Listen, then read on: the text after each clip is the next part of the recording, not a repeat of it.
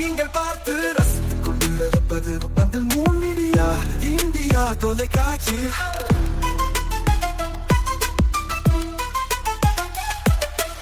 நீங்கள் பார்த்து ரசித்துக் கொண்டிருப்பது உங்கள் மீடியா இந்தியா தொலைக்காட்சி. நீங்கள் பார்த்து ரசித்துக் கொண்டிருப்பது உங்கள் மீடியா இந்தியா தொலைக்காட்சி.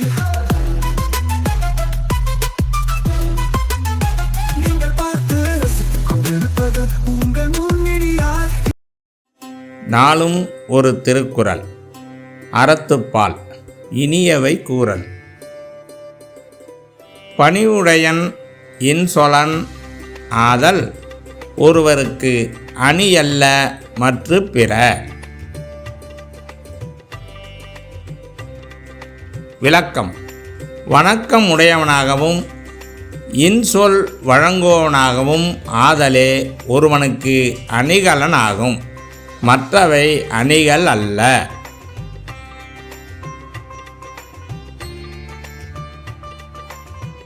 வணக்கம். முன் மீடியா செய்திகளுக்காக உண்ணாமலை சம்பந்தம். இன்றைய முக்கிய செய்திகள்: காமாட்சியம்மன் கோவில் இடம் முறைகேடு வழக்கு. அரசு செய்தி மற்றும் விளம்பரத்துறை இயக்குனர் கைதால் பரபரப்பு.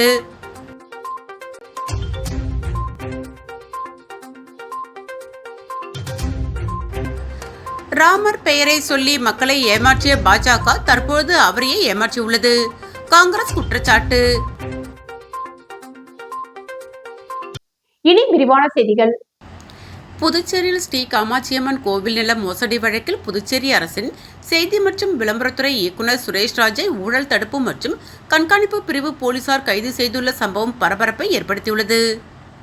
புதுச்சேரி ரெயின்போ நகரில் 7வது குறுக்கு தெருவில் அமைந்துள்ள ஸ்ரீ காமாட்சியம்மன் கோவிலுக்கு சொந்தமான சுமார் 64,035 சதுர அடி பரப்பளவிலான ரூபாய் 50 கோடி மதிப்புள்ள நிலம் போலி ஆவணங்கள் மூலம் அபகரிக்கப்பட்டதாக எழுந்த புகாரின் பேரில் கடந்த 2022ஆம் ஆண்டு சிபிசிஐடி போலீசார் வழக்கு பதிவு செய்து விசாரணை நடத்தினர். அப்போது சென்னையை சேர்ந்த ரத்தினவேல், அவரது மனைவி மோகனசுந்தரி, மனோகரன், புதுச்சேரியை சேர்ந்த சின்னராசு உள்ளிட்டோர் போலி ஆவணங்கள் தயாரித்து கோவில் நிலத்தை மனை பிரிவுகளாக மாற்றி பதிவு செய்து விற்பனை செய்தது விசாரணையில் தெரியவந்தது. இது தொடர்பாக அப்போதைய சார் பதிவாளர் சிவசாமி, மாவட்ட பதிவாளர் ரமேஷ், பட்டா மாற்றம் செய்த தாசில்தார் பாலாஜி உள்ளிட்ட 17 பேர் கைது செய்யப்பட்டனர். இந்த விவகாரம் தொடர்பாக சென்னை உயர்நீதிமன்றத்தில் நடைபெற்ற வழக்கை விசாரித்த நீதிமன்றம் கோவில் நிலத்தை மனை பிரிவுகளாக மாற்றி செய்யப்பட்ட அனைத்து பத்திர பதிவுகளையும் ரத்து செய்து நிலத்தை மீண்டும் கோவில் நிர்வாகத்திடம் ஒப்படைக்க உத்தரவிட்டது. இதன்படி 2023ஆம் ஆண்டு மாவட்ட பதிவாளர் தலைமையிலான அதிகாரிகள் குழு நிலத்தை மீட்டு இந்து சமய நிறுவனங்களின் ஆணையர் முன்னிலையில் கோவில் அறக்கட்டளையிடம் ஒப்படைத்தது. இந்நிலையில் இந்த வழக்கின் தொடர்ச்சியாக புதுச்சேரி லஞ்ச ஒழிப்புத்துறை போலீசார் விசாரணை தீவிரப்படுத்தினர். கடந்த 2010ஆம் ஆண்டு உழவர்கரை சார் பதிவாளராக பணியாற்றிய தற்போதைய புதுச்சேரி அரசின் செய்தி மற்றும் விளம்பரத்துறை இயக்குனர் சுரேஷ்ராஜுக்கு தொடர்பு இருப்பது லஞ்ச ஒழிப்பு போலீசாரால் உறுதி செய்யப்பட்டது. அவர் முன்பு உழவர்கரை பத்திர பதிவுத்துறை அலுவலகத்தில் சார் பதிவாளராக பணியாற்றிய காலத்தில் சட்டத்திற்கு புறம்பாக போலி பத்திரத்தை பதிவு செய்ய உடந்தையாக இருந்ததற்கான வலுவான ஆதாரங்களை போலீசார் திரட்டினர். இதையடுத்து லஞ்ச ஒழிப்புத்துறை காவல் கண்காணிப்பாளர் நல்லாம்பாபு உத்தரவின் பேரில் இன்ஸ்பெக்டர் புருஷோத்தமன் தலைமையிலான போலீசார் மூலக்குளத்தில் உள்ள சுரேஷ்ராஜின் வீட்டிற்கு சென்று அவரை விசாரணைக்கு அழைத்து வந்தனர். விசாரணையில் முறைகேடு உறுதி செய்யப்பட்டதை அடுத்து அவர் அதிகாரப்பூர்வமாக கைது செய்யப்பட்டார். கைது செய்யப்பட்ட சுரேஷ்ராஜ் முத்தால்பேட்டில் உள்ள லஞ்ச ஒழிப்புத்துறை அலுவலகத்திற்கு அழைத்துச் செல்லப்பட்டு தீவிர விசாரணைக்கு உட்படுத்தப்பட்டார். பின்னர் நீதிபதியின் இல்லத்தில் ஆஜர்படுத்தப்பட்ட அவர் நீதிமன்ற உத்தரவின்படி பலத்த பாதுகாப்புடன் காலாப்பட்டு மத்திய சிறையில் அடைக்கப்பட்டார். பாதிக்கப்பட்ட கோவில் நிலம் ஏற்கனவே மீட்கப்பட்டு விட்ட நிலையிலும் இந்த மெகா மோசடியில் தொடர்புடைய அரசு உயர் அதிகாரிகள் மீதான லஞ்ச ஒழிப்புத்துறையின் இந்த அதிரடி நடவடிக்கை புதுச்சேரி அரசு வட்டாரத்தில் தற்போது பெரும் அதிர்வலைகளை ஏற்படுத்தியுள்ளது.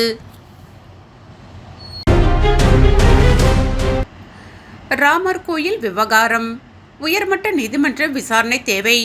காங்கிரஸ் கட்சியின் தேசிய செய்தி தொடர்பாளர் அவனி பன்சால் பேட்டி. புதுச்சேரி காங்கிரஸ் கட்சி அலுவலகத்தில் செய்தியாளர்களை சந்தித்த காங்கிரஸ் கட்சியின் தேசிய செய்தி தொடர்பாளர் அவனி பன்சால், ராமரின் பெயரால் அரசியல் செய்கிறார்கள்.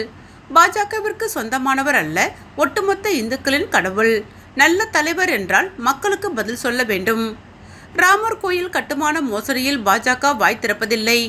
மதம் என்பது தனிநபரின் விஷயம். ஆனால் பாஜக மதத்தின் பெயரால் 40 ஆண்டுகளாய் ரத யாத்திரை என்ற பெயரில் மக்களை ஏமாற்றி வருகின்றனர்.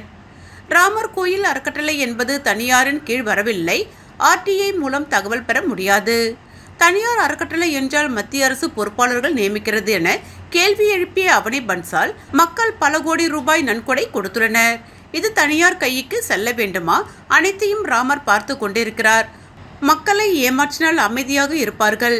கடவுளை ஏமாற்றினால் வேடிக்கை பார்க்க மாட்டார்கள். அவர் என்ன பதில் கொடுப்பார் என்று எதிர்காலத்தில் தெரியும் எனவும் கூறினார். சிலரை சில நாட்கள் ஏமாற்றலாம். ஆனால் அனைவரையும் பல நாட்கள் ஏமாற்ற முடியாது. கடவுளை வைத்து மக்களை பிரித்து தரம் தாழ்ந்த அரசியலை பாஜக செய்ய வேண்டாம். இதனால் உயர்மட்ட நீதிமன்ற விசாரணை தேவை எனவும் அவனி பன்சால் வலியுறுத்தினார். பேட்டியின் பொழுது உடனிருந்த காங்கிரஸ் தலைவர் வைத்திலிங்கம் MP பல கோடி ரூபாய் வைத்துள்ள RSS நிர்வாகம் ஒருமுறை கூட கணக்கு காட்டுவதில்லை. RSS பொறுப்பாளர்கள் தான் ராமர் கோயில் அறக்கட்டளை உறுப்பினர்களாக உள்ளனர். நான் காங்கிரஸ்காரன், ராமர் பக்தன், நான் பணம் கொடுத்துள்ளேன், அதனால் கேள்வி எழுப்புகிறேன் என கூறினார். காமராஜர் ஓவிய கலைக்கூடம் சார்பில் இன்று புதுச்சேரி தாவரவியல் பூங்காவில் காமராஜர் பிறந்தநாள் சிறப்பாக கொண்டாடப்பட்டது. முதலில் 1200க்கும் மேற்பட்ட மாணவ மாணவிகள் கலந்து கொண்டு சிறப்பான ஓவியங்கள் வரைந்தனர். பிறகு தமிழ்தாய் வாழ்த்துடன் நடைபெற்ற நிகழ்ச்சியில் தோட்டக்கலை இணை இயக்குநர் சண்முகவேலு, துணை இயக்குநர் விவசாயத்துறை பொறியியல் பிரிவு பிரபாகரன், தாவரவியல் பூங்கா வேளாண் அலுவலர் உமாராணி தலைமை தாங்கி சிறப்புரையாற்றினர். இதில் சிறப்பு விருந்தினர்களாக முன்னாள் கலை பண்பாட்டுத்துறை இயக்குநர் கலியபெருமாள், புதுச்சேரி வருவாய் மற்றும் பேரிடர் மேலாண்மை துறை ஓய்வு பெற்ற சமூக சேவகர் வட்டாட்சியர் ஐயனார், ஓம் சக்தி ரமேஷ், கலா, விஸ்வலிங்கம் ஆகியோர் கலந்து கொண்டு வாழ்த்துரை வழங்கினார்கள். இதில் காமராஜர் ஓவிய கலைக்கூடம் ஆசிரியர் திலக், சித்திர வித்தகர் கனகலிங்கம், நெறியாளர் வள்ளியம்மை ஆகியோர் கலந்து கொண்டனர். இதில் சிறப்பு விருந்தினர் புதுச்சேரி சட்டப்பேரவைத் தலைவர் அன்பழகன் மற்றும் அமைச்சர் ராஜவேல் திருக்கரங்களால் ஓவியத்துறையை சார்ந்த சசிகலா, நாதஸ்வர வித்வான் சுப்பிரமணியன், சமூக சேவகர் அனுக், முதியோர் இல்லம் நிறுவனர் சோஃபியா மேரி ஜோஸ்பின், இளம் தொழிலதிபர் பூஜா ராகுல், யோகா பயிற்சியாளர் ராஜலட்சுமி மற்றும் தபில் வித்வான் மதகடிப்பட்டு விநாயகம் ஆகியோர்களுக்கு விருதுகள் வழங்கப்பட்டது. முடிவில் தேசிய கீதம் பாடி இனிதே விழா நிறைவு பெற்றது. வாழும் போதும் வாழ்க்கைக்கு பிறகும் பணம் உங்களுக்கு பெருகிக் கொண்டே இருக்கும். அனைவருக்கும் புதிய வாய்ப்பு. நீங்கள் உழைக்கும் குணம் கொண்டவரா? அப்படியானால் நீங்கள் நேர்மையுடன் முதலீடு இல்லாமல் சம்பாதிக்க அரிய வாய்ப்பை நாங்கள் தருகிறோம். மேலும் எரிவாயு godown, super market, solar plant அமைத்து பணம் சம்பாதிக்கலாம். முக்கியமாக முதலீடு இல்லாமல் வருமானம் வரும் வாய்ப்பு. வயது வேறுபாடின்றி, கல்வி தகுதியின்றி அனைவரும் இணைந்து பணம் சம்பாதிக்கலாம். வாருங்கள், LDBS பஜார் உங்களை அன்போடு வரவேற்கிறது. எங்களுடன் இணைந்து நேர்மையான முறையில் பணத்தை சம்பாதியுங்கள்.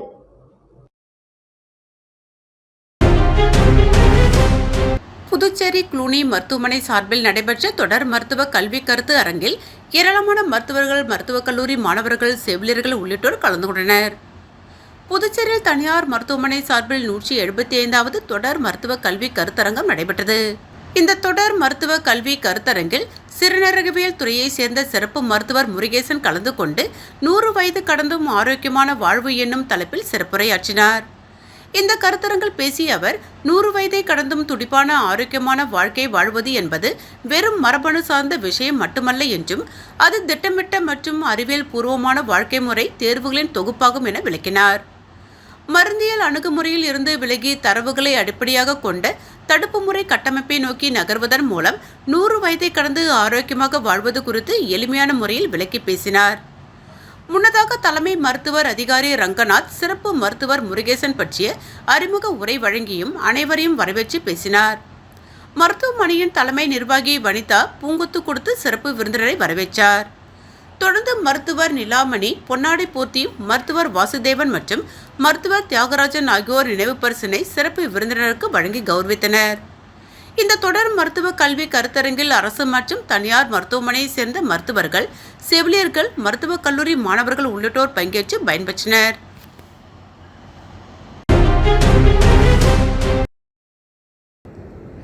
புதுச்சேரி லாஸ்பேட்டை ஆரம்ப சுகாதார நிலையத்தில் 14 வயதுக்குட்பட்ட பெண் குழந்தைகளுக்கு தடுப்பூசி போடும் முகாமை அமைச்சர் VP சிவக்கொழுந்து தொடங்கி வைத்தார். கர்ப்பப்பை வாய் புற்றுநோயிலிருந்து பெண் பிள்ளைகளை பாதுகாக்க புதுச்சேரி அரசு சுகாதாரத்துறை மூலம் 14 வயதுக்குட்பட்ட பெண் பிள்ளைகளுக்கு தடுப்பூசி போடும் முகாம் இன்று புதுச்சேரி முழுவதும் நடைபெற்றது. அதன் ஒரு பகுதியாக புதுச்சேரி லாசுப்பேட்டை அரசு ஆரம்ப சுகாதார நிலையத்தில் நடைபெற்ற இம்முகாமினை தொகுதியின் சட்டமன்ற உறுப்பினரும் அமைச்சருமான VP சிவக்கொழுந்து இன்று துவக்கி வைத்தார். தொடர்ந்து தடுப்பூசி போட்ட பெண் குழந்தைகளுக்கு சான்றிதழையும் அமைச்சர் VP சிவக்கொழுந்து வழங்கினார். இந்த நிகழ்ச்சியில் மருத்துவர்கள், சுகாதார ஊழியர்கள், செவிலியர்கள், NR காங்கிரஸ் நிர்வாகிகள், சப்தகிரி அறக்கட்டளையினர் பலர் கலந்து கொண்டனர்.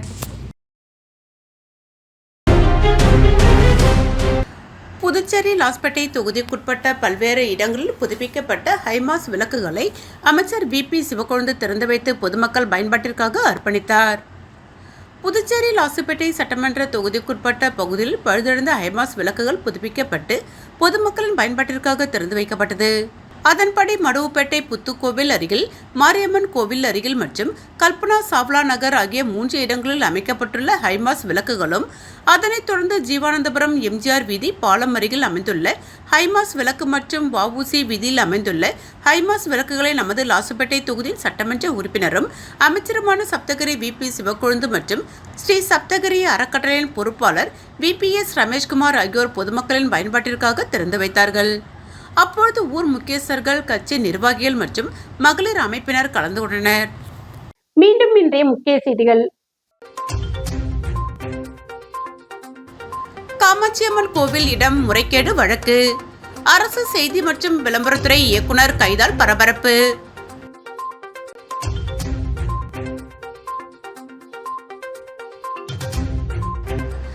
ராமர் பெயரை சொல்லி மக்களை ஏமாற்றிய பாஜக தற்போது அவரையே ஏமாற்றியுள்ளது. காங்கிரஸ் குற்றச்சாட்டு. இத்துடன் செய்திகள் நிறைவடைந்தன. செய்திகளை உடனுக்குடன் தெரிந்து கொள்ள மூன் மீடியா வாட்ஸ்அப் சேனலுடன் இணைந்திருங்கள். வணக்கம்.